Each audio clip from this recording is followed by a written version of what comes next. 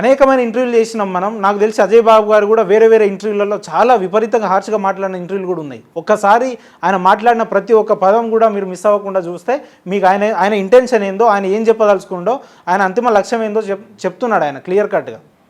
ఎంతసేపు మా మతాలు గొప్పవి, మా కులాలు గొప్పవి, మీ మతాలు గొప్పవి ఉంటే అవుతుండొచ్చు కావుండొచ్చు, కానీ అవతల వారికి కించపరిచేలాగా మాట్లాడడం ఇది ఎక్కడి నుంచి వచ్చిన సంస్కృతి ఇది? ఒకటే ఒక ప్రశ్న, వారు మాట్లాడుతున్నారు, వాళ్ళు మాట్లాడిన దానికి సమాధానం లేదు నా దగ్గర. మా మనిషి మా ప్రవీణ్ పగడాల్ గారు చచ్చిపోతే బీఆర్ షఫీ గారు వచ్చిర్రు, మీ హిందువుల నుంచి ఎవరు వచ్చిర్రు అని అంటున్నాడు. ఏం చెప్పాలి? అరే మానవ ధర్మాన్ని పాటించండి. ఇవన్నీ కాకుండా వదిలేసి కాంట్రవర్సీలకు తావిస్తుంటాం.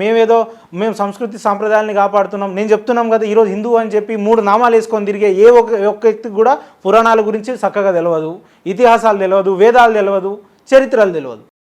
పైన ఏదో చాప్టర్ల పేర్లు లేదంటే పైన హెడ్లైన్ చదువుకొని నాకు అంత తెలిసినట్టుగా మనం పొద్దున్న లేస్తే టీవీల ముందు కూర్చొని ఒక గట్టి గొంతేసుకొని మాట్లాడి మనం గెలిచినాం అని అనుకుంటే అది మూర్ఖత్వానికి నిదర్శనం. అది